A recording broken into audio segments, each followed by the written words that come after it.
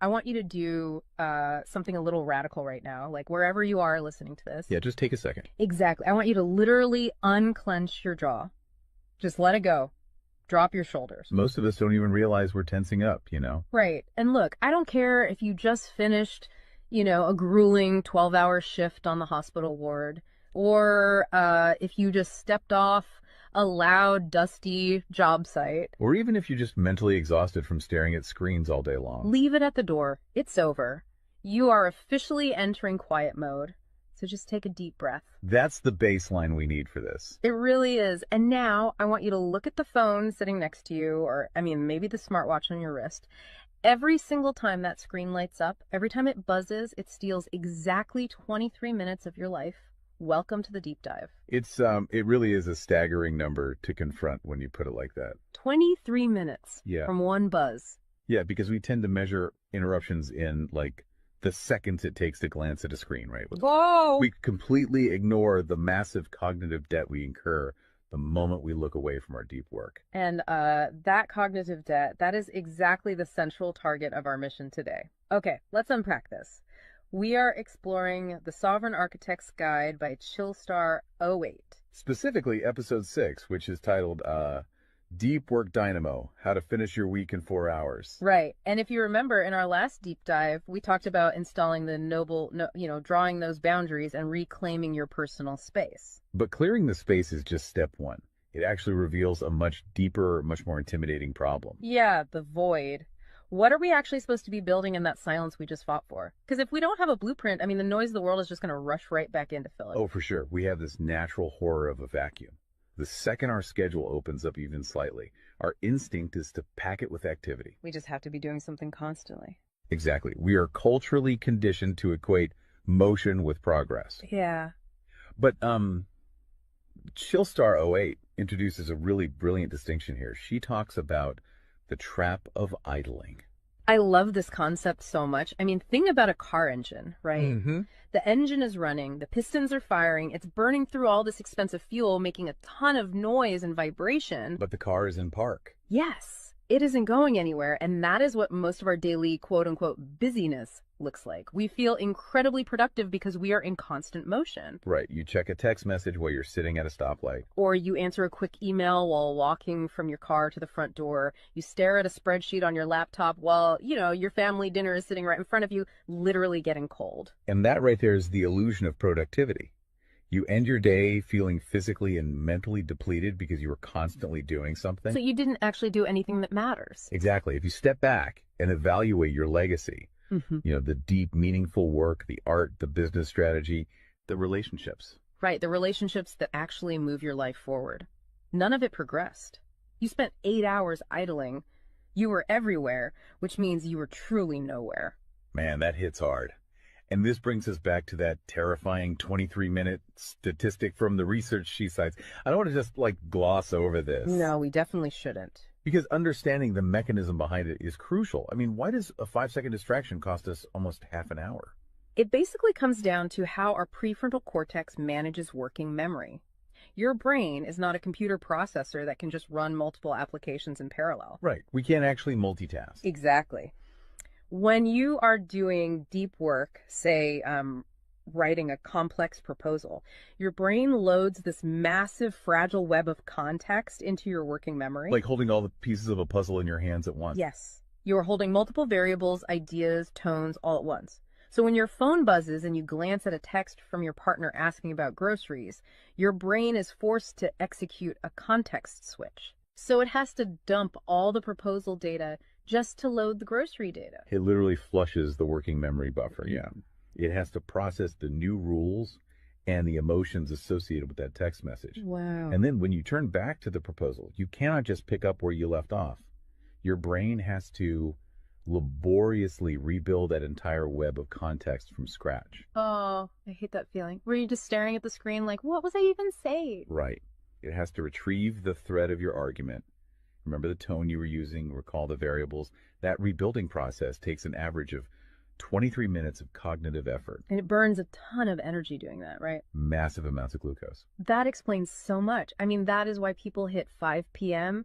and feel physically exhausted, almost sick to their stomachs. Even if they've just been sitting in a really nice ergonomic chair all day. Exactly. They haven't been doing deep work. They've been doing cognitive gymnastics, just constantly flushing and reloading their working memory. They are burning fuel just to stay in park. So, okay, let me bring in what I like to call the transformer concept here. Because our focus is like an electrical grid. If you have, 50 browser tabs open, you are leaking energy as raw, unusable heat rather than concentrated light. That's a great way to look at it. So if we are all acting like our focus is this cheap renewable resource, how do we stop being what Chillstar '08 calls a subject to the pings of the world? I mean, how do we actually become the architect of our attention? Well, what's fascinating here is how she frames the philosophical shift we need. She says utility does not equal value. Oh, say that again. Utility does not equal value. Right. In the modern workforce, we have been completely conditioned to believe that being constantly available makes us valuable. Like if you answer a Slack message in 3 seconds, you're the hero. Exactly. You are praised as a good worker. Or if you jump on a Zoom call with like 5 minutes notice, you're a team player. But that is just utility. I mean, being highly available makes you a commodity. You're like a human router just passing information back and forth. And routers are easily replaced. True sovereignty, true value comes from being impactful. You simply cannot make a deep, lasting impact if your attention is constantly fractured by the agendas of other people. Yeah, when you operate like that human router, you are spending your finite, precious Mondays executing someone else's script. You're a subject to the pings of the world.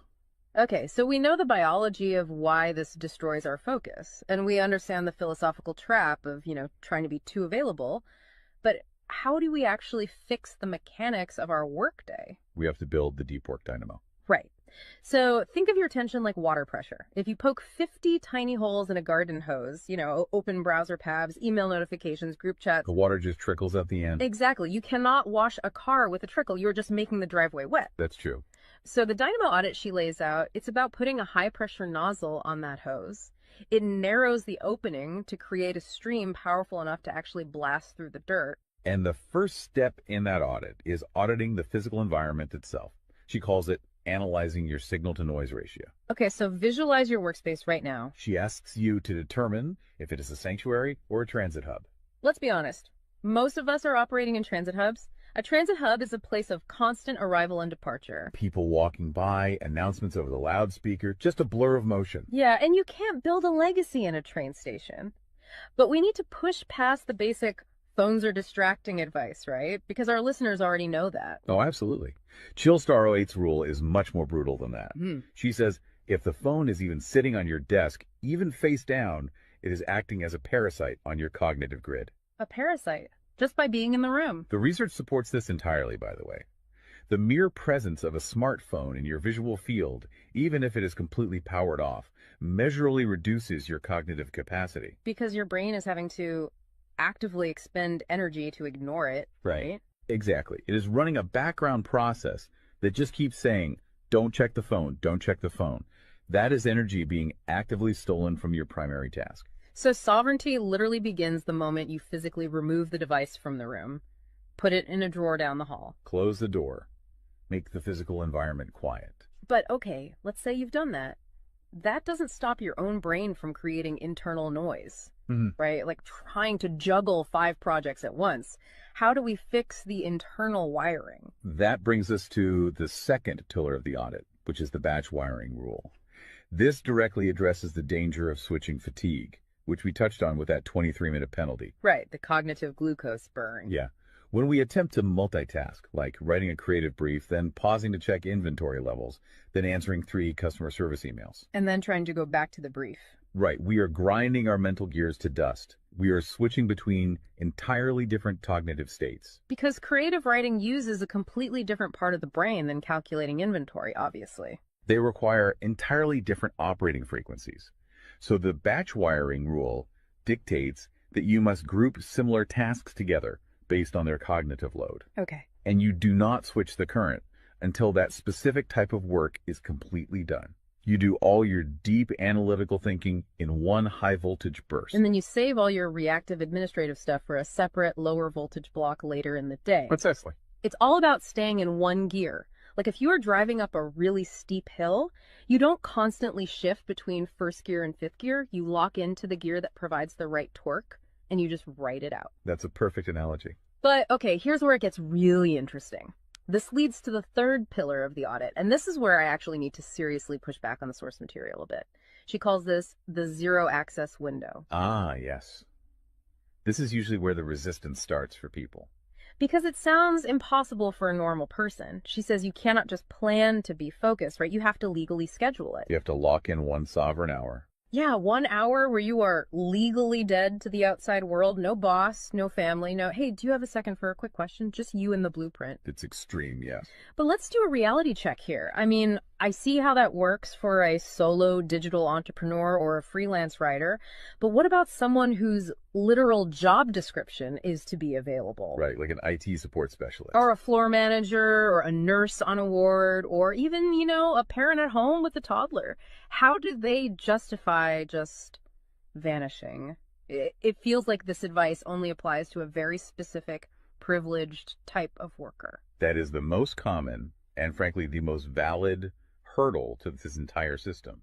But we really have to look at how the principle scales, and we have to look at the internal psychology of the worker. Okay, walk me through that. First, let's address the context of Chillstar '08's own life. She is not some solitary monk living on a mountain. She is a wife, a mother, and a grandmother. Oh, wow. Okay. Yeah, and she runs a luxury travel agency and a digital marketing business. Her entire professional and personal life is built around communication and client management. She probably receives hundreds of legitimate demands on her attention every single day. So she is really in the thick of it. She isn't just speaking from some ivory tower. Far from it. She implements the zero access window because of those demands, not in spite of them. Now, for the IT manager or the nurse, obviously, you cannot vanish while on active duty if your role is acute response. Right. You can't ignore a burning server or a patient monitor. Exactly. But the principle applies to the deep work surrounding the active duty, the scheduling, the charting, the strategic planning. Even in highly reactive jobs, there is legacy work that gets pushed to the margins. That makes sense. And the challenge isn't just logistical, it is deeply psychological. It's the internal guilt, isn't it? Yes, exactly. People feel like bad employees or bad parents or bad partners when they set a hard boundary. Yeah. We tie our entire self-worth to our responsiveness. We think, if I am not instantly available, I am failing them. Man, that is so true. We feel guilty for taking an hour to ourselves. But setting a zero access window is not about neglecting your family or your team. It is about condensing your high-level work into massive, high-impact bursts of energy so that you can actually be present later. Wow. Okay. Consider the alternative. If you don't carve out that absolute focus, you end up giving your family or your team partial fractured attention for 12 hours straight. Exactly. You are physically at the dinner table, but mentally you are drafting an email. Or you are sitting on the floor playing with your kid, but you're checking a Slack notification over their shoulder. You are trading constant low-quality availability for scheduled high-quality presence. It is entirely about communicating boundaries to protect the quality of the time you do give people. You tell your team, look, I am going offline for 60 minutes to finish this crucial report. If the servers literally catch fire, call this specific emergency number. Otherwise, I will address all questions at 11:00 a.m. Right. You aren't vanishing to hide. You are vanishing to get the work done efficiently so you can actually live your life. Which brings us to the ultimate why behind this entire system. Because once you fight through that guilt, once you build this 4-hour fortress, you have to know what it is all for. It's not just about becoming a hyper-efficient robot. No, because if you use these tools just to do more of your boss's busy work or to take on 3 more stressful projects, you have entirely missed the point. You are just speeding up the treadmill. If we connect this to the bigger picture, the destination we are driving toward is a concept she calls passive magnetism.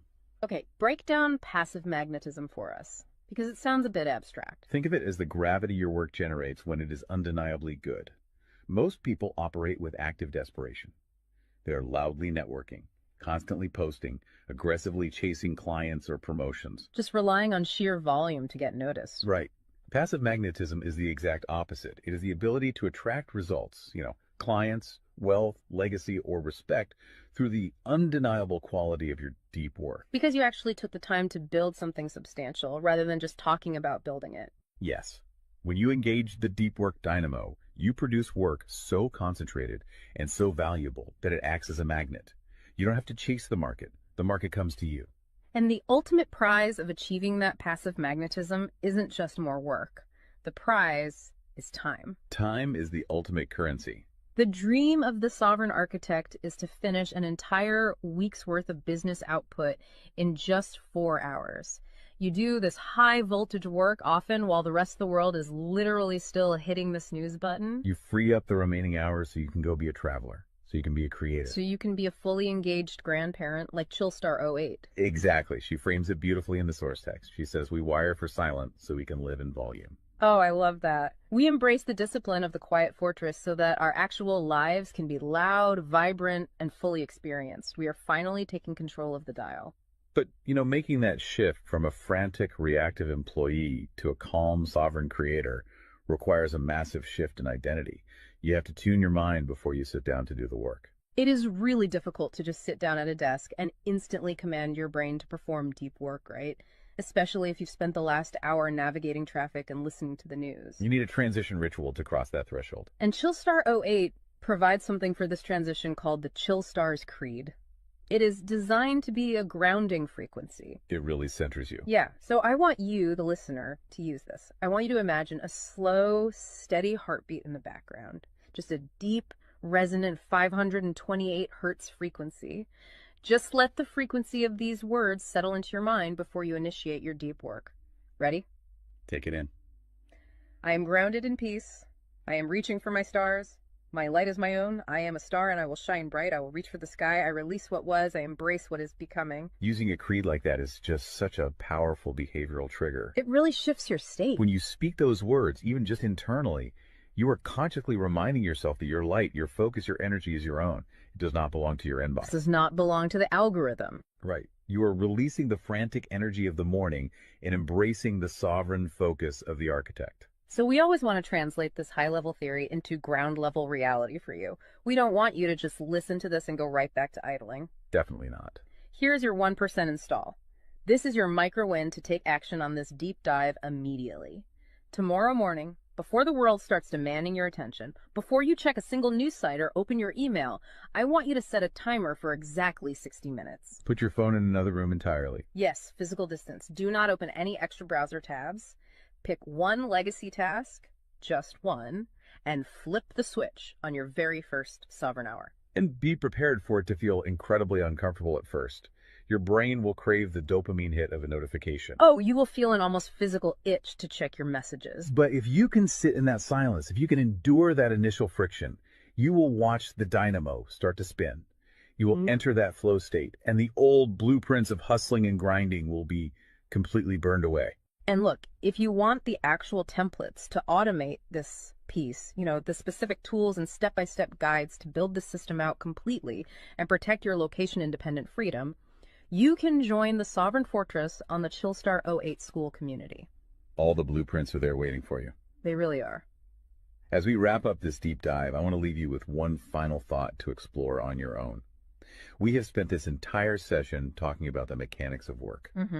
We've talked about condensing your week's output into just 4 hours of pure, undistracted focus.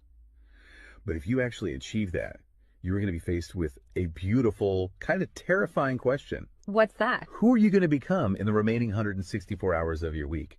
What if your true legacy has absolutely nothing to do with what you produce while you are busy, but entirely to do with who you are when you are finally completely silent? Wow. Unclench that jaw.